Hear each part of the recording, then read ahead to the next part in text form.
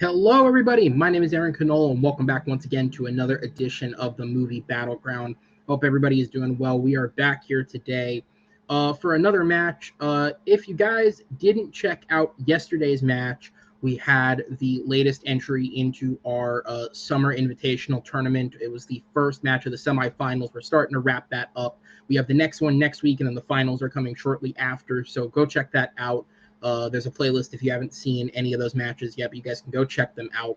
But tonight we have something a little different, right? Those matches we're kind of building towards another number one contender, so to speak. Tonight it's about getting somebody their first win. I have two competitors who recently made their debut earlier this summer in Zachary Shelton and Richie Goodacre, who unfortunately took some tough losses. In Zach's case, he took a loss to Alejandro Hernandez, who had a little more experience than him coming into this from those exhibitions. It paid off for him. He took the W there.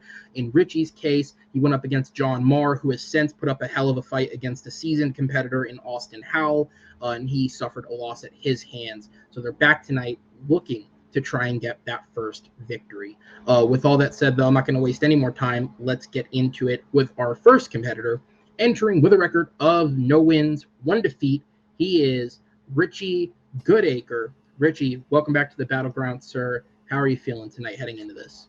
Yeah, glad to be back. I'm feeling all right. I like this format. I'm feeling quietly confident. We'll see. I think I have good choices for the questions you've asked. So and I think I can argue them well. So we'll see if that pans out in reality. But yeah, no, I think it's gonna be fun. Yeah, absolutely, man. And so the last time you were here, obviously, your debut was a tough one. It was a knockout loss, but since then, your opponent has gone on to prove himself against tougher competition. And so now in retrospect, you can kind of look at that and just go, it was an unfortunate case of, we had two rookies at that point, and clearly he was just, I mean, as he's bragged about now more than once, he does have debate experience, so you just kind of got the bad rap there. So how do you feel off of what you could take from that match, bringing it into this? Yeah, I mean, yeah. If you look back on it now, like I feel, yeah, like obviously, like John's gone on a bit of a tear, and like even though it was a knockout loss, I feel like I still, I still took it to him. So that's a sort of feather in my cap. So yeah, I think it can only aid me in going forward, and especially in this match against Zach. So I think I think that'll. Sometimes we need those losses to get better, and I think it'll only help me in this match. Absolutely, sir. Well, it's great to have you back. I'm going to go ahead and put you in the back for just a moment while I introduce your opponent. Coming in with a record of no wins, one defeat, he is Zachary Shelton. Zach, welcome back to the Movie Battleground. How are you doing, sir? Good. Glad to be back and debating movies. Absolutely, man. And kind of a similar question to you. Alejandro is not a debate champion in the way that John was in the real world, but he did have a little more experience than you going in, and I think that may have helped him as he was already kind of past those first match jitters. So now that you have that one under your belt, how are you feeling based off of your performance there coming into this? Good. I thought it was a good debate match last time, and at least now with that under my that match experience, I have learned some tips from the last match that I hope to incorporate into this one with some great questions. All right, absolutely, man. So go ahead and bring in Richie, and let's get into this debate. Movie Battleground is a best of 5 rounds. It is the first of 3 points wins. Each round of debate is going to be worth 1 point. If a competitor happens to get 3 points in a row, that will be a victory by knockout. And if at the end of this we have a 2-2 tie after 4 rounds, we do have a 5th question ready to go. It is called the blind round. You've heard horror stories. Let's see if we have to go there. With that said, though, in terms of the first 4 rounds, these competitors have been given the questions ahead of time. They have had a chance to put together their arguments. The way that it'll break down is we have 1 minute of opening argument for each competitor. They will each then get 2 minutes of solo speaking time to kind of expand and build on their initial pitches. That will be followed by a 4-minute open debate section where they'll go back and forth respectfully as possible and get in as many points as they can, followed by 60 seconds of a closing argument. Following that, backstage, I have 3 judges in Chris Diaz, Chad Webb, and Brian Nussbaum. They will join us on screen, and based off of what you guys have said in the arguments, will make their decision on who they believe's won. With all that said, do you guys have any more questions for me? Are we ready to get going? I'm good to go. Well, good. All right. Well, we're going to start this by moving into probably, as some would say, one of the best all-time comedians in Hollywood. in the history of stand-up comedy. But even more so than his stand-up comedy career, he has given himself a very successful acting career, and that is none other than the great Eddie Murphy. Whether you know him from his classic R-rated comedies while he was a stand-up comedian, or you know him from Mulan or Shrek as a voice actor, or God forbid you grew up with whatever he was making in the late 2010s, Eddie Murphy is a name that's been around for a long, long time. And so I feel like since this is his first time being here, we should focus on the best of him. The question is, what is the best Eddie Murphy film released in the decade of the 1980s? And he has got a hell of a lot of them to pick from. I think these guys have definitely picked two of the top options, if not the two top options. So behind the scenes, Zachary was deemed the favorite because he did score a point in his last match. That was the only statistical difference between these two. So he was deemed the favorite. He chose to go first on questions 1 and 3. Richie, you will be going first on 2 and 4. So Zach, as I bring your timer into the stream, you will have 1 minute to open. I will rewind that back, and time will start when you begin speaking. Guys, best of luck on the debate. So, like Aaron said, the 1980s was a great time for Eddie Murphy in terms of comedies. And the movie that I chose to go with was Beverly Hills Cop. And to me, there's so many reasons why it's a great movie. But first, let's start with just the music. You have a movie that has its own theme song, Axel F. by Harold Faltermeyer. You also incorporate some big artists with songs in the movie as well, like 2 songs by Patti LaBelle, and Glenn Frey of the Eagles has a song. Along with that, you also are able to incorporate multiple different genres into one movie, that being action, comedy, and drama. And I will expand more on my 2 minutes. All right, and that is going to be time on the opening minute. Richie, I go over to you for 1 minute on the clock. So when you think of Eddie Murphy, like Aaron was saying, he's a comedian. That's where he got to start. He's a comedic powerhouse. He's produced 2 of the best comedy specials of all time, still to this day. And so you want a movie that really showcases the comedic talents, and none better, in my view, showcases that than him in Coming to America. It shows his versatility, because he plays multiple characters, and it just shows like what a talent you have in your hands, and just how endlessly entertaining and charismatic he can be in any role. And he's so successful that he was asked to do multiple roles later on with Nutty Professor and the Clumps, because he's really good at encapsulating these roles and just making them very entertaining and charismatic. So, and I'll expand more in my 2 minutes. All right, so we have Coming to America versus Beverly Hills Cop. Sorry about that. For some reason, a thing would not go away. StreamYard, damn you. All right, we're going to move over to Zach. You'll get those 3 seconds back, I promise. You have 2 minutes on the clock when you begin speaking. So I already mentioned the music and also the integration of multiple genres. But another thing that I feel like Beverly Hills Cop has done well is that it kind of was the inspiration for buddy cop movies going forward. You could see like his cop that plays by his own rules. You could see that in Martin Riggs in Lethal Weapon. You could also see it later on in Bad Boys, and even 21 Jump Street. I feel like those all took inspiration from Beverly Hills Cop. Another thing that I think it does well is that it was so successful that it was able to bring in 2 sequels right afterwards. I think one issue with Coming to America is that if it was as popular as like Beverly Hills Cop, it wouldn't have taken so long to get a sequel made.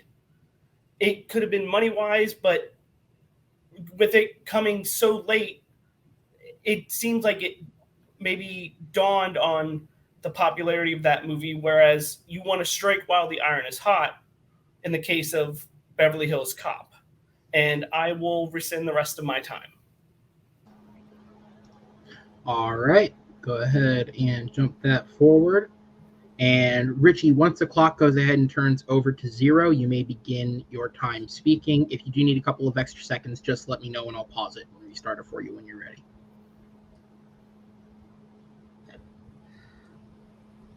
I mean, sorry. I'll wait You're till it good. goes down. The Coming to America not having a sequel till later on, I don't think you can attribute that to the quality of the movie itself. I think you contribute to that just to the fact that I think it was a trend. It's just a trend in Hollywood now where they make a sequel like 30 years after the original. Like, yes, I agree, you should have strike while the iron's hot, and they definitely could have. There was no reason that they couldn't have.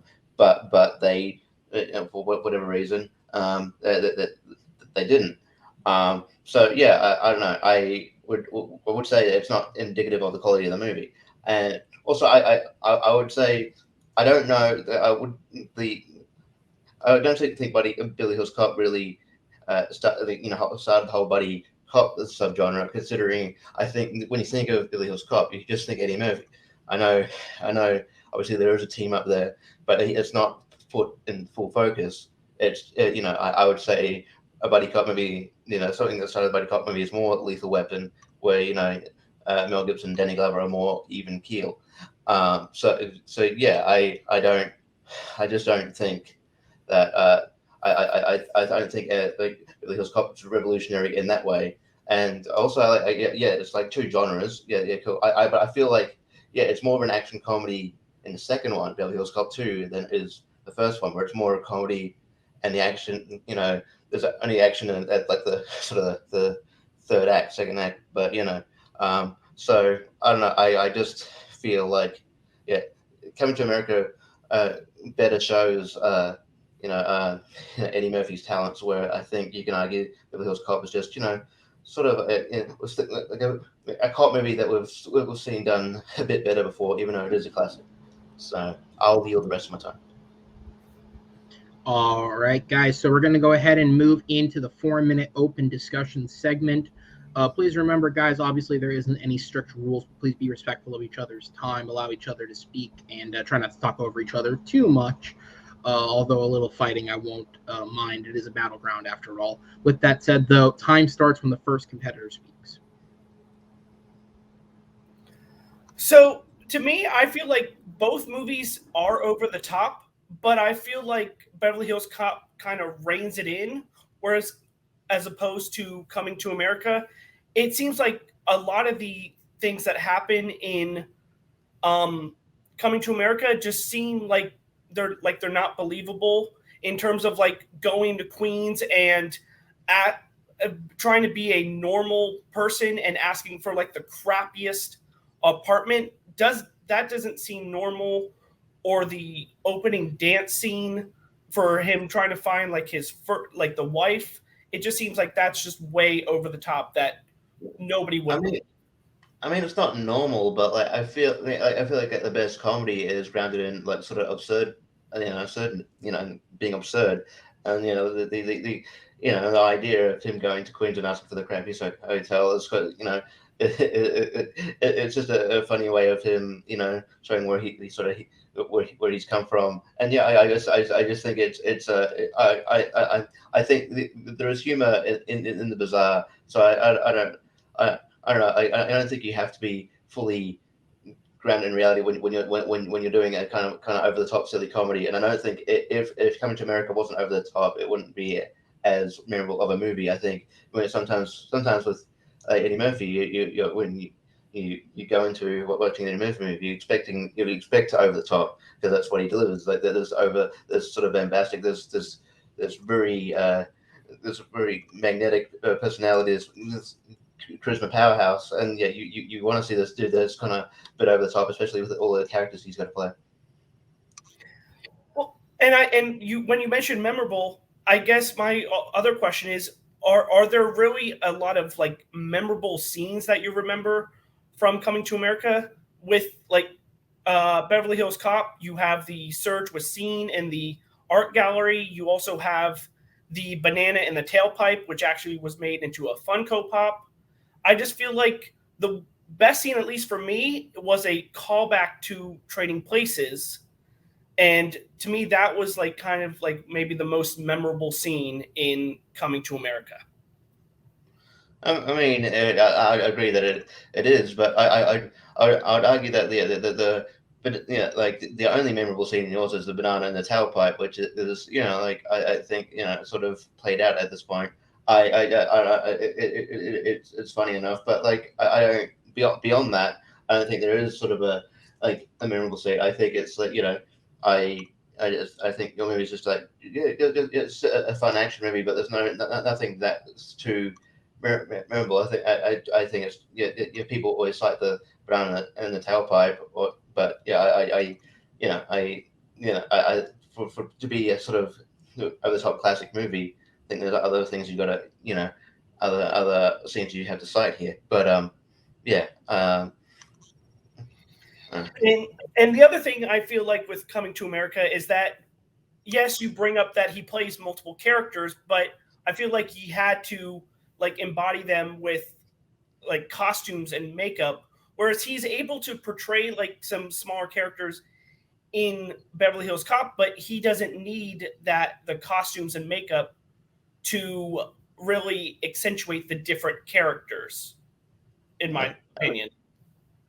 Yeah, I mean, it doesn't need them, but I don't know. I think costumes and makeup. I don't think it's a hindrance. I think it makes a character, and it makes it kind of more fun that he can portray these characters within the costume and makeup, and kind of it adds to the character. So I wouldn't say that's a sort of a knock on it. And yeah. And time. All right. Once again, StreamYard. God damn it. All right. So we are going to be moving on to the final minute of the round. Zach, you are up first when you begin speaking. So, Beverly Hills Cop to me brings a lot of different things to the table when it comes to an Eddie Murphy movie. Like I mentioned before, it is able to incorporate some action, drama, and comedy all in one. And it has some great songs by well-known artists, as well as a theme, its own theme song. And the biggest thing is I feel like it was able to be sort of an inspiration for other buddy cop movies that came later on, like Bad Boys and Lethal Weapon and 21 Jump Street. So that's why I believe that Beverly Hills Cop is the best Eddie Murphy movie of the 1980s. And I will rescind the rest of my time. All right, so that'll be it for Zach's round. Richie, when the clock turns over, you can begin speaking. I'll give it a brief pause, and then when you are ready, we'll start.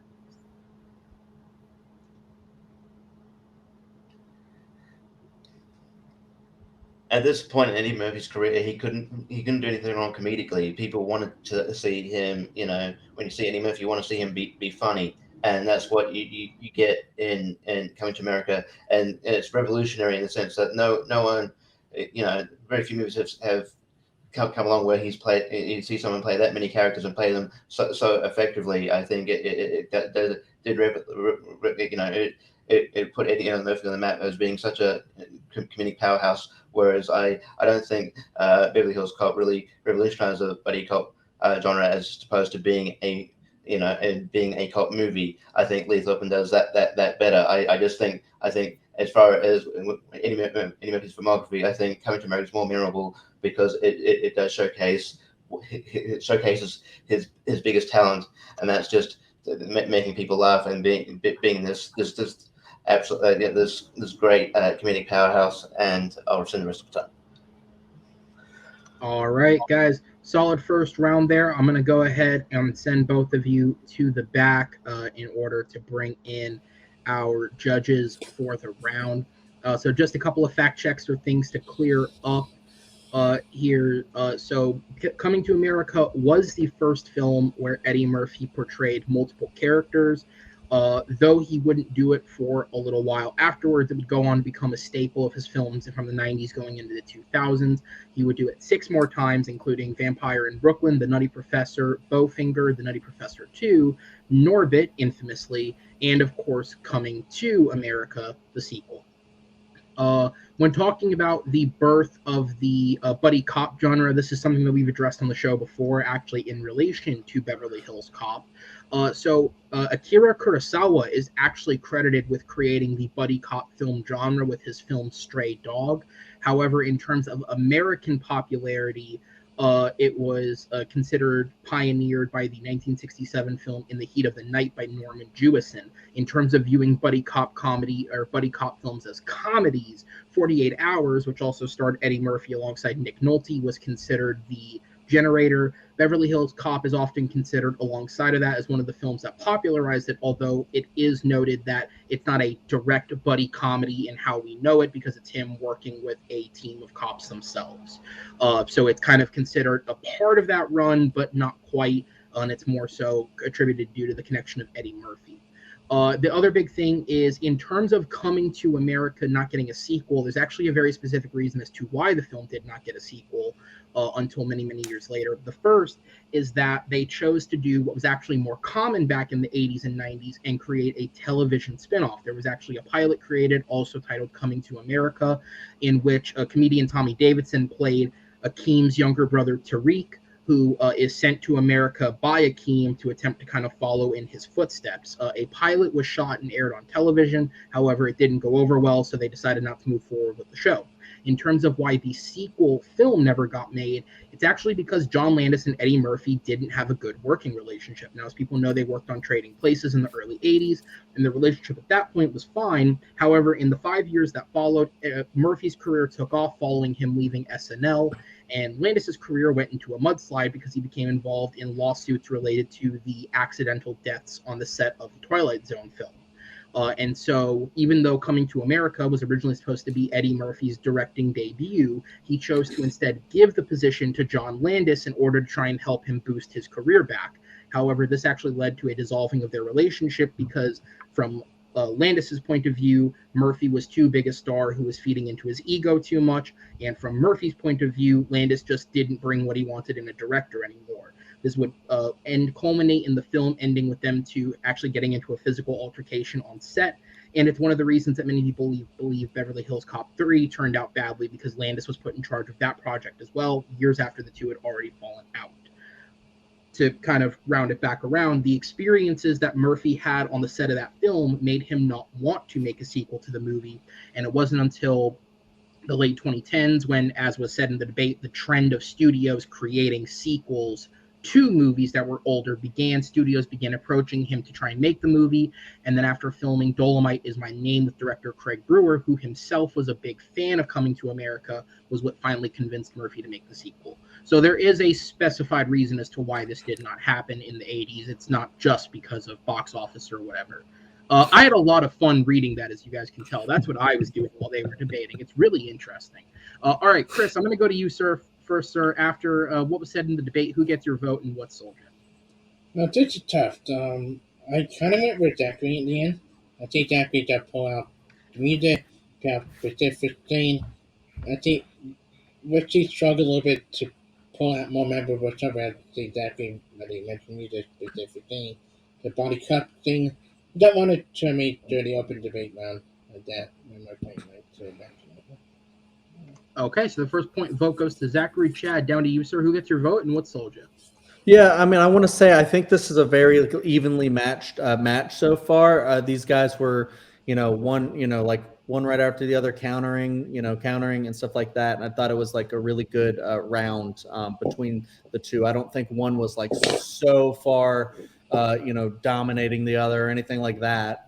But I do say that I had very similar thoughts to Chris. I also went with Zachary here.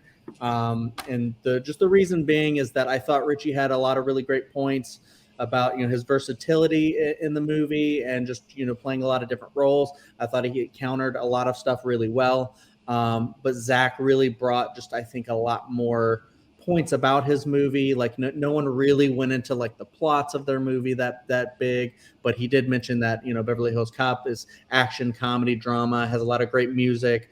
He mentioned a lot of the scenes that are in it that are really memorable and funny and stuff like that. And he had a couple good points against Coming to America. I don't think either really like tore down in either of their movies that well, but Zachary mentioned a lot of really good stuff about his, so I went with Zachary. Okay.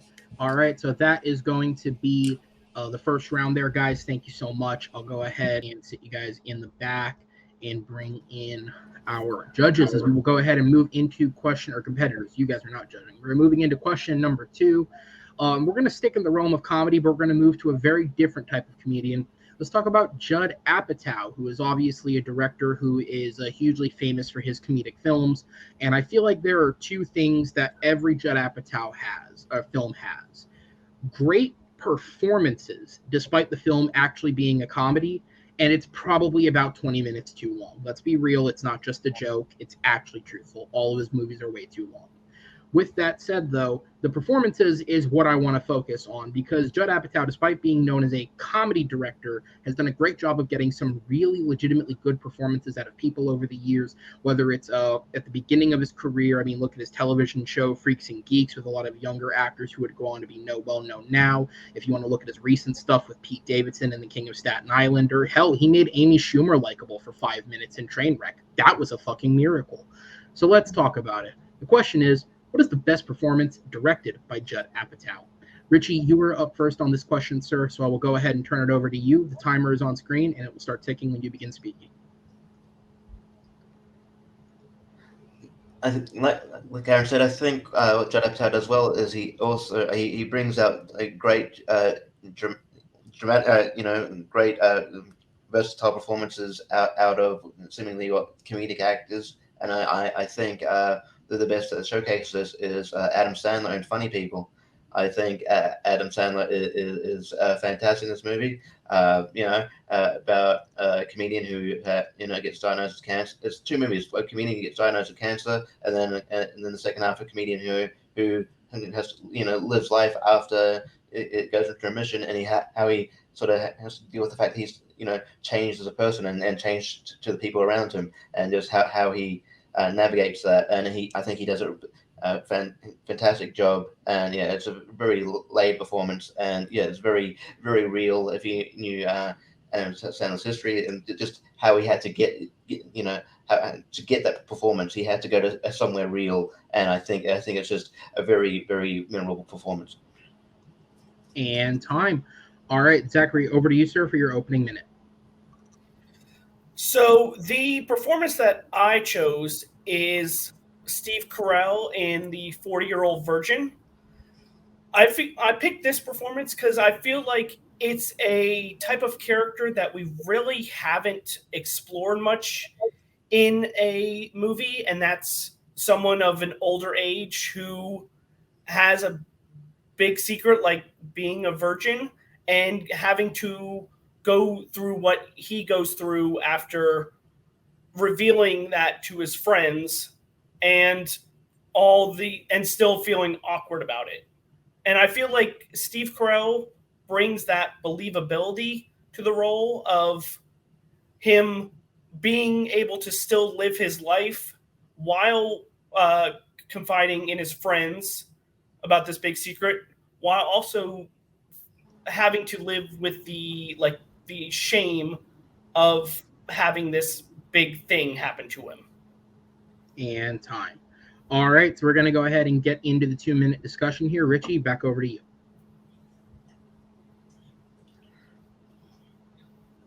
Well, I think Steve Carell's performance is great. I think the movie is great. I don't feel like like Steve Carell has played sort of, not specifically, a virgin necessarily. He has played similar, kind of adjacent sort of roles where doesn't have to stretch that far to get to the role of Andy. With I think the nerd role of Brick from Anchorman kind of shows up. But I think with Adam Sandler's role in Funny People, it's just such a late performance. Like it's just because that he coming up as a stand-up comedian in real life, he had to go. It's coming from a place of like real raw emotions. Like this, not only obviously obviously the cancer stuff is full story, but there's just the actual grind and trying to stay atop of the so the comedy ladder is definitely can be soul crushing, and it can turn you into a different sort of person, and you see that whereas he in the second half where he becomes just generally an unlikable person to the people around him, and how he navigates that is just fantastic. And I think that it's just more a late performance than Steve Carell, who's he hits dramatic beats, but it's more comedic and more he's a nerd. And I would also argue it's like they become his friends, but really they kind of just invite they hang out with him because it would be a laugh, because they don't they think honestly they admit it, they at the start they think he's a serial. One of them said we thought you were a serial killer. They just thought it'd be a laugh to hang out with him, but I don't think they actually respected him in a way. Whereas you had sorry. Nope, you're all good, man. We're gonna go ahead and move back over to Zach. 2 minutes on the clock. So I feel like another reason why Steve Carell gives a great performance is that he actually put himself in there in terms of like the dedication, like the memorable wax scene. It was actually him getting waxed on set. So he put that dedication in there. And a little bit in terms of like, sometimes the best performances have to lean on like the supporting performances. And I just feel like the supporting performances of his friends and of his love interest, like they feel more believable than any of the supporting performances in Funny People. I felt like it was just all over the top, and it was kind of like a Happy Madison production in terms of like, it just feels like it was like a showcase just for the famous comedians and for his friends that he knew. So that's why I feel like the Steve Carell performance is more genuine and believable, and something that like I feel like most people could actually go through. And how would you live your life in that, knowing that secret? And I rescind the rest of my time. All right, go ahead and jump the timer over slowly but surely. We'll get there. All right, guys, we're going to go ahead and go into the 4-minute open discussion. The timer will continue once again when the first competitor speaks. Well, I mean, you say it's Steve Carell's performance is great because he puts himself out there and it's like real, like the waxing scene. But did you if you want to talk about real, like the scene at the very start of Funny People where like you hear like a prank call that Adam Sandler was making. That was real. That's Adam Sandler and Judd Apatow lived together, and that was a real conversation. So yes, it's a showcase of maybe Adam Sandler and maybe his friends, but that the movie is loosely based. Apart from the cancer thing, the movie is loosely based on Adam Sandler, especially the comedic part of it. So I think you have to have that kind of that aspect of it, and the supporting characters are great. I think Seth Rogen delivers again a versatile performance. Really, you realize can be a really great dramatic actor. I think Jason Schwartzman is a great pretentious actor type. Jonah Hill is great. Leslie Mann is one of her better roles. Eric Bana is fantastic in his cameo, and I'm not saying that just because I'm Australian, but yeah. I think for me though, like at times it felt like Adam Sandler was believable in this movie, but at other times it just felt like it was just a heightened version of Adam Sandler, like making all the weird noises that he makes like as an adult. It kind of throws away and a lot of the believability of if someone was like that. And also, I've seen better movies like featuring comedians and their life, especially like Punchline with Tom Hanks.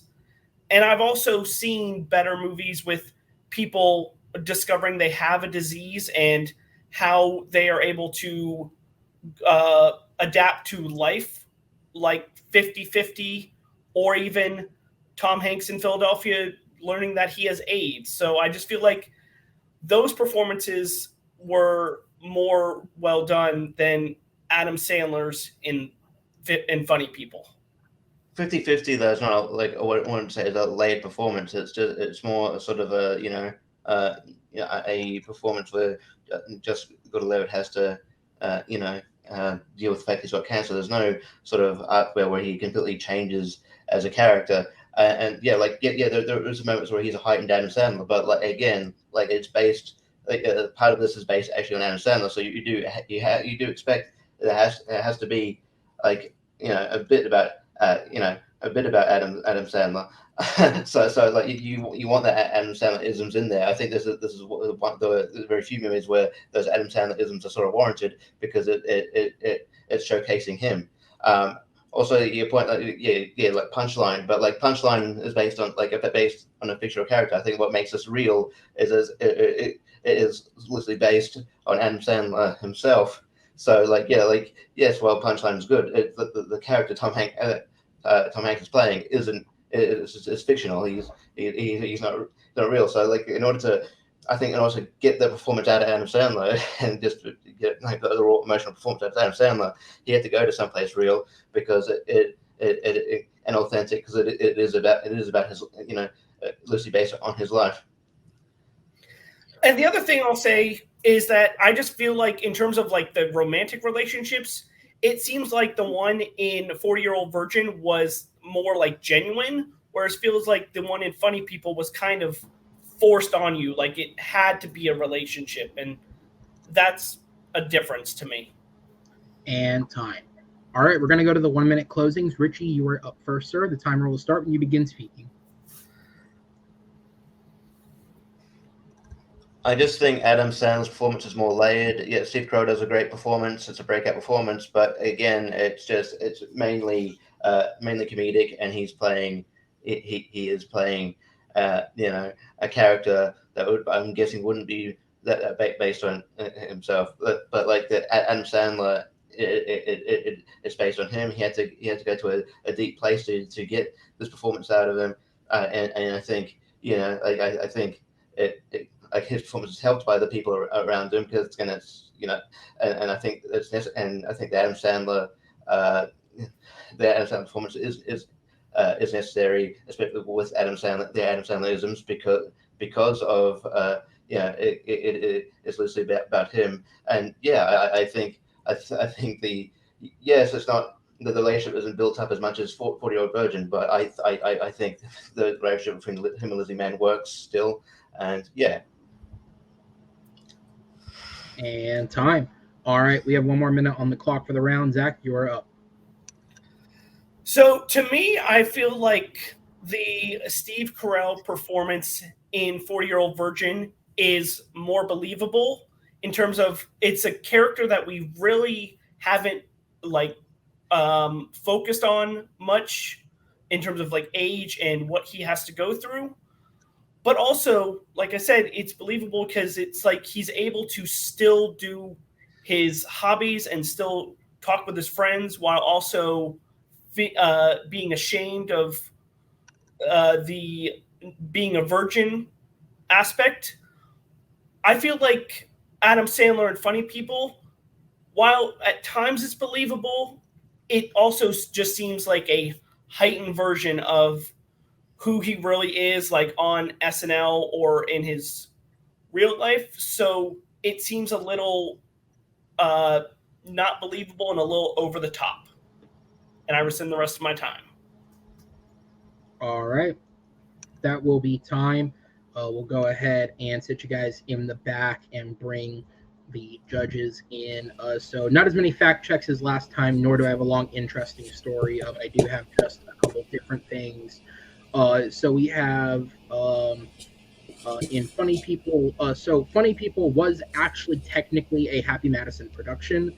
Funny People is one of two films that was produced by Madison 23, which was a subsidiary of Happy Madison that was intended to allow Sandler to produce his own more dramatic films. However, it would only produce two films, and this would be the last one before Sandler decided to just instead work with other dramatic directors rather than trying to make the films himself. Also, for what it's worth, though in terms of actor chemistry, you could say the film may feel like a Happy Madison production. In terms of cast, the likes of Seth Rogen, Leslie Mann, Eric Bana, Jonah Hill, Jason Schwartzman, Aubrey Plaza, and Judd's own daughter, Judd Apatow, are not known as regulars in Adam Sandler films, so the casting is certainly different in terms of that sense. The character in Funny People is directly based off of Adam Sandler in terms of personality and style. This is one of a few in a series of films that Judd Apatow has done where the character is directly based off of usually the actor themselves. This started with Knocked Up, where Seth Rogen's character was actually a direct adaptation of him and his life, which he would also use as the basis for the film This Is 40, in which Paul Rudd played the leading character, but the wife and daughters were played by his real-life wife and daughters. He's also worked with other comedians to make films like this, including Funny People with Adam Sandler, Trainwreck with Amy Poehler, and The King of Staten Island with Pete Davidson. So this is certainly something that he does throughout his career. The last thing is, unlike what you could say for Funny People, Punchline is not based on Tom Hanks's real life. Tom Hanks was an actor cast in the role by the writer-director David Seltzer. In fact, Tom Hanks had never performed stand-up until being cast in the film, at which point he decided to go out and try and perform stand-up himself. Over the course of 2 months leading up to the production of the film, Hanks performed about 30 times in clubs in both Los Angeles and New York City. However, after the first couple of sets he wrote bombed, he ended up hiring writers to help him write the stand-up and ended up using the experience as more just finding a way to perform on stage. He did not pursue any more stand-up once the film had ended production. So with that said, we will move it over to the judges. Chad, you are up first. So based off what the competitors said, who did your vote go to, and what was the main point that sold you, as concise as you can get it? Yeah, not muted. Okay, not muted. Yeah, I thought that they were pretty even on here as well. I liked that Richie was, talking about how Sandler was layered and dealt with the diagnosis and stuff, and was based on his life and stuff like that. I think Zachary though won it for me here because I like that he had a lot more pros for his and a lot of cons for the Sandler performance, because he was basically saying that it's like he's seen it better with 50-50 in Philadelphia, and so it's just he's seen it before, and he talked about the Sandler isms. I thought Richie did a good counter with saying like you kind of need that, it's based on him and things like that. But also Zachary just had like a lot more, I think, for his, where he said that Steve Carell was like really awkward and showed a lot of shame. Dedication when he actually got waxed. It was just really more relatable performance, and I think that was a really solid point to just edge it out because they were so close for me. So Zachary in the end. All right, Brian, I go down to you as concise as you can get it for me. Who gets your vote, and what was the main selling point? For me, my vote goes for Zach. He knocked out Richie on the whole Sandlerisms, and like he mentioned how Sandler can relate, how the relationship between him and the girl, and how he can spend time with his friends more. And Richie didn't really talk much about fight people, so Zach gets my point. Okay, all right. I'm going to go ahead and sit you guys in the back and bring the competitors in, as we will go ahead and move into question number 3 for this match. And question number 3 is one that you can thank your fellow competitors for, because this question is a viewer-submitted question. That's right. If this is your first time watching, we do take questions from the audience, whether you're a player, a judge, a viewer. If you would like to have your question submitted in a Movie Battleground, there is an email scrolling across at the bottom. It is official aaroncanola@gmail.com. Send your questions there. Please include your name on the email, because if I do not know who is sending it to me, I'm not using it. I'm not taking any chances on somebody trying to send in an email and then getting their own question. But if you have a question you want to see some other people debate, go ahead and send it, and we will check it out. And tonight's question is brought to us by JD Domash. This question was originally submitted for the Jurassic exhibition that was supposed to happen in coordination with the release of Jurassic World Dominion. However, unfortunately, with the schedules of the competitors that we had, it just was not something that worked out until we were well past the release of the film, and it just at that point felt like it wasn't worth doing. So it never happened. But we do have those questions hanging around, and you guys are getting one of them tonight. So the question presented to us by JD is, who is the best character in the Jurassic franchise? So this was the question that was submitted. So Zach, you are going to be up first on this one as I bring the timer back in. You have you have 1 minute on the clock, and the timer will start when you begin speaking. So my choice for the best character in the Jurassic franchise is actually Owen Grady from the Jurassic World movies. And the big thing with Owen Grady that I think why he's the best character has to do with bonds and relationships. He shows a lot of relationships, especially with the raptors, especially Blue, and you get to see how their relationship expands from movie to movie. As well as that, as far as also bonding with dinosaurs, you even saw it in Jurassic World Fallen Kingdom, where he gets licked by a Triceratops and he has a face-to-face encounter with a T-Rex. So that bond that he has with the dinosaurs, I feel like, is very important in the Jurassic franchise. And time. All right, Richie, I'm going to move over to you, sir. You got 1 minute on the clock to open your argument. All right. My pick for this was Alan Grant, portrayed by Sam Neill. I think I think he's very integral to the franchise because, in the group, he is he's the one person you want in the group who who's calm. He provides sort of logic and reasoning. And he's definitely the glue that keeps the group together, and he's charismatic in his own way, and I think he's able to help guide the group out of any situation based on his rationale, which I think is very important in the situation. And I think it ultimately his inclusion helps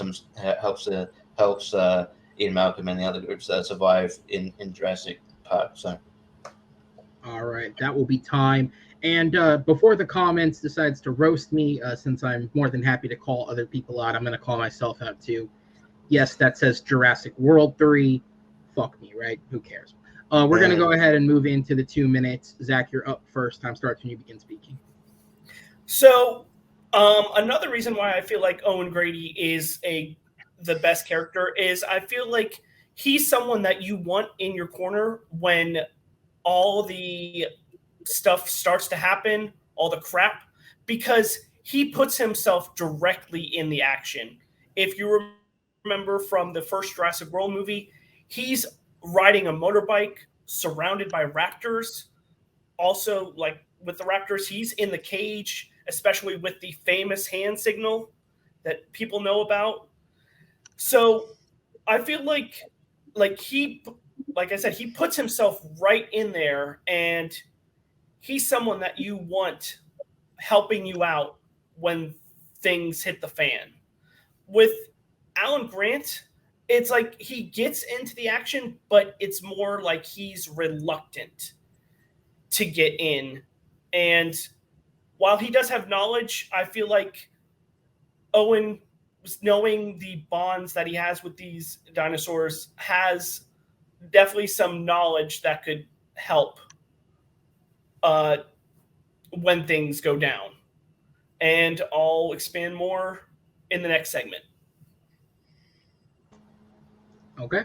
All right. Go ahead. And get it forward. All right, Richie. So you will have your 2 minutes on the clock when you begin speaking. He is reluctant to get involved, but Yeah, but when he does get involved, he is an asset. I think, without his, he's an old school scientist, and without his brain and deduction reasoning, I think the other, yeah, I don't know if they survive, in situations they're in. But it's not like the best, the character you'd pick in a survival situation. It's the best character overall. So, which is, which asks for, more. I read it as like a more nuanced character, and that's what I believe Alan Grant is. I think, like he goes through an arc throughout the films. Like, he's sort of this grumpy, the sort of crotchety guy who sort of, like, while he doesn't, he sort of just doesn't like, want kids or anything like that. He doesn't like kids, but yeah. And while he still remains strong on that point, he does sort of become more laid back, and I think that there's more of a character there than Owen, who was just there because Chris Pratt is good looking now, and we need sort of like that they decided we need an action star. We need an action star in this franchise. Where I don't think that I think what made Jurassic Park the characters work is they felt human. They felt like, like you could relate to any of these characters. Whereas, like, you could relate to, you can relate to Alan Grant, you can relate to Ian Malcolm. But I don't feel like you could relate to someone like Chris Pratt. And I just feel like, it's like those cool sequence with the motorcycle, but I feel like it was just done as an action sequence because they wanted Chris Pratt to be an action star. Whereas I think the best characters are grounded in humanity.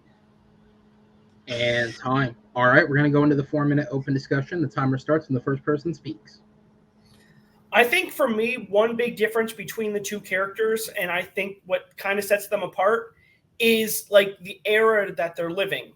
With Alan Grant, since he's a paleontologist, he deals with like fossils and learning what dinosaurs were like in the past.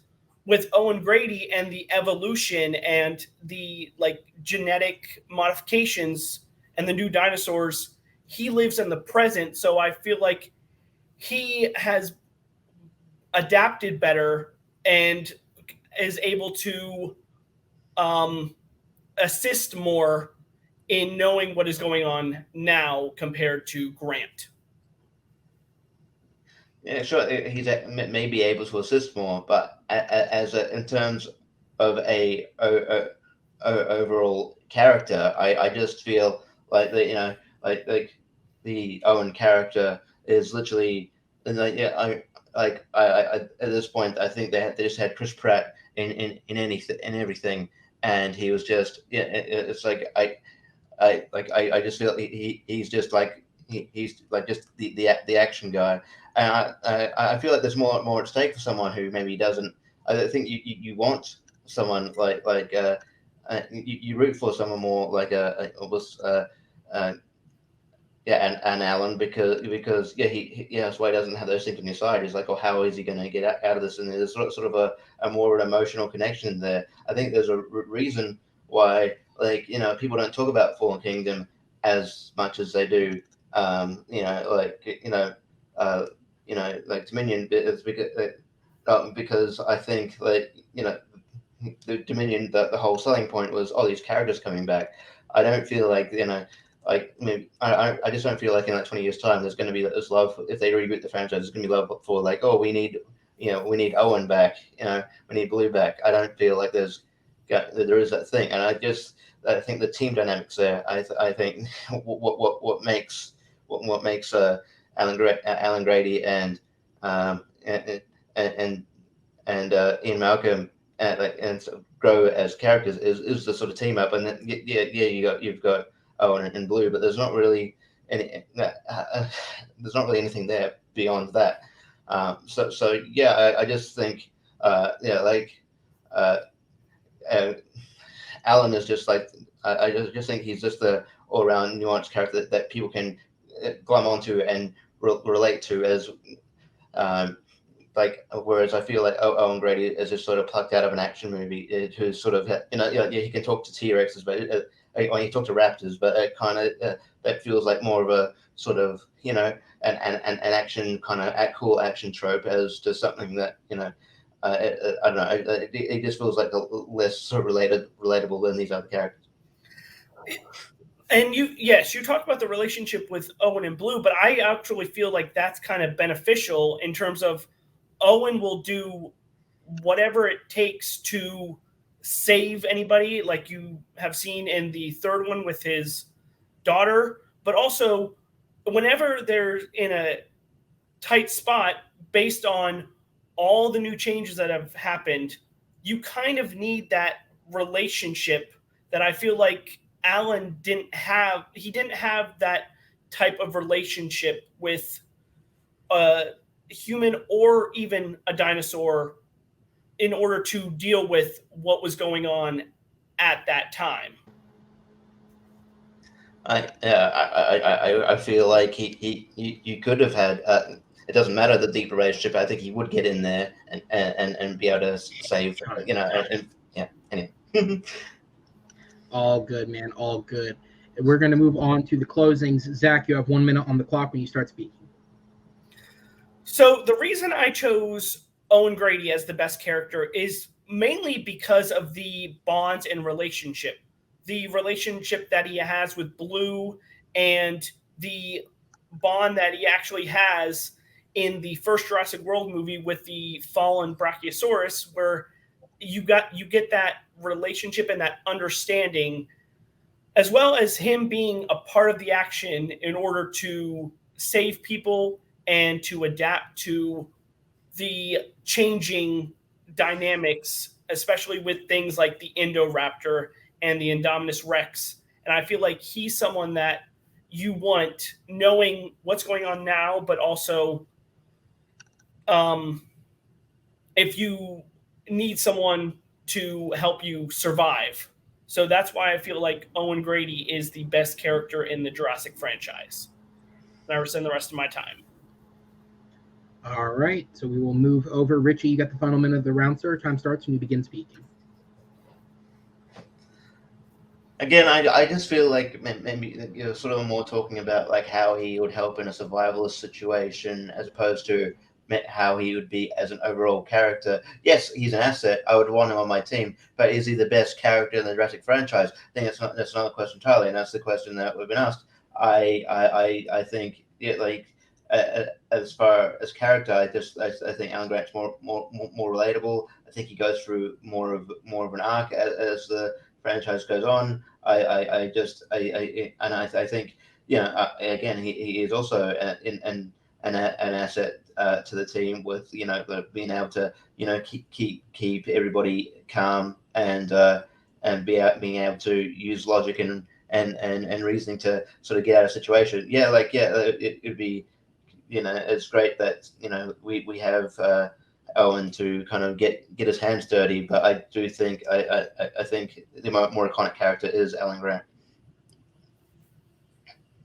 All right, and that is going to be time on the round, guys. I'm going to go ahead and sit both of you in the back and bring in our judges for the round.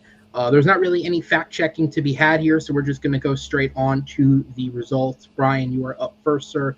As concise as you can get it for me. Who gets your vote, and what was the main selling point? For me, I'm gonna go with Zach again on this one. What sold me was about his bond with the daughter and the raptor. So yep, that's Zach. Zach sold me at that point. So that's my pick. Okay, Chris, I go down to you. Who gets your vote, and what was the main selling point? They were tough. They were back and forth. I think, despite he kind of strayed out and corrected a little bit, I think Zach did win in the end for me. I just think he bought up Blue, he bought up the stuff with Dolly, he bought the different members about the motorcycle, but it just with the Enderman and everything.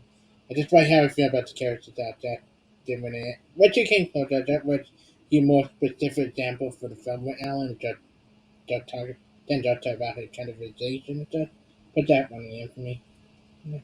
All right, well, guys, thank you so much. I'm going to go ahead and sit you guys in the back because your winner by a final knockout score of 3-0 is Zachary Shelton coming out with a big second win. Zach, congratulations on that. A hard-fought Thank you. match there. And this is quite a turnaround from your first matchup. Obviously, you go from a well-fought debut, but a tough loss, to getting a win by knockout. What's kind of the feeling going through your head right now? I'm just happy to win. I think Richie put up a good fight with every question, and I think it was just a fun match to participate in. Yeah, absolutely, man. And so, in terms of, kind of what's next for you at the moment, because we do have a year-end tournament, as we've announced, and as everything is coming up. At the moment, it's not looking like you'll have quite the record to get a slot in it, which means you'll most likely have one more match before the year is over in one of our other scheduling positions. Is there anything in particular you had in mind for that match, or you'll just kind of take what comes your way? I'll just take what comes to me. I'm excited to always participate in these, and whoever you have for me, I'll debate them. All right. Well, I'll go ahead and sit you in the back, sir. Thank you so much. Congratulations, and we will see you next time as I bring in your opponent, Richie. And again, man, it's always tough to see somebody lose that way. I know it's happened to you back-to-back twice. I hope you internally feel some semblance of growth as a competitor, but I know that that's difficult when you're in this situation. So what are your thoughts overall? What are you kind of thinking right now? I mean, yeah, it's tough to lose that way. Sometimes it's a bit of a pill to swallow, but I thought I did definitely improved with my arguments. And sometimes it comes down to I don't know, what your argument's grabbing more, I guess. It happens, and I'll be back. It stings, but I don't want it to take away from Zach's victory. He did a great job here, and I'll be back. Absolutely, man. I always say, because as you said, when you made your debut, this is something that's new for you. You're much more of a trivia purveyor than you have done anything like this. And in trivia, there's always that kind of random element of you never know what the questions are going to be. You can study an infinite number of things about film, and you could get a whole match of shit you never even thought to study, because that's just kind of the gambit you play. Here, it's kind of the inverse. You know exactly what you need to prepare for. The only thing you can't control is who's going to be on the receiving end to judge it, and different arguments strike different people different ways. So it is just unlucky. I'm glad to hear that you're interested in returning, because I know that's always one of the biggest things when people lose like this, is it kind of does play through your mind of what's next. But I'm glad to hear that you'll be back. Similar to Zach, you'll most likely be able to get at least one more match in before the end of the year. So is there anyone that you had interest in your mind of playing, or you'll just take, kind of someone who's at that same type of record? I'll just take whoever you throw at me. But yeah, I mean, there's been I guess I'll throw it out there. I wouldn't mind playing like mashed potatoes. I think I like his stuff. So I think he's cool. So maybe I'm not up there yet, but eventually, I'd like to get to to play him. If my record improves, I'd like to obviously play people like I know more, like JPOs and people like that. So there are people, but at the end of the day, I'll just take who you give me. Absolutely, man. Well, I appreciate your time, man. It was a good, hard-fought match despite the result, but I'll be happy to see you back next time, and we will see you then. Have a great. I guess it's a day for you. It's not really night, basically. Yeah, it's only like 10:30 a.m. here. Yeah, you got a whole day to feel better after this, man. So that day, I will sit you in the back for now, guys. And that will be the end of this match, guys. Again, it does end in a knockout victory for Zach Shelton, which will definitely do some wonders for him, his record kind of going in towards this end-of-year stretch. With Richie definitely showing improvement, showing a building in confidence in terms of the debate structure, getting in at his opponents, making good points, just it not getting the win tonight, but hopefully for him in the near future, it does. With all of that said, though, guys, thank you guys so much for watching. Please be sure to subscribe to the channel, like the video, drop a comment. Anything to interact with the channel helps us grow. If this is your first time here, certainly subscribe, stick around. As I've said, we do have a playlist on the channel with every single Movie Battleground match. So if there's anything you haven't seen, maybe some personalities in the fan community who you'd like to watch them debate, you can go find some of them there. If you haven't checked out the Summer Invitational Tournament, as I said, we're beginning to wrap that up. The first semifinals match just went up yesterday. The next one goes up next week. And for all of you Wizarding World fans out there, we have the third Wizarding World exhibition match of the year going up tomorrow. The winner of that match will take on Jay Burns and Noah McCausland in kind of a pseudo championship match, since we've had a couple of those throughout the year, to see who is the biggest Wizarding World fan of them all at the end of the year. So on behalf of myself, my great judges here tonight, Chris, Chris, Chad, and Brian, on behalf of Richie and our winner tonight, Zach Shelton. My name is Aaron Knoll. Thank you guys so much. We will see you next time on the Movie Battleground. Take care, everybody.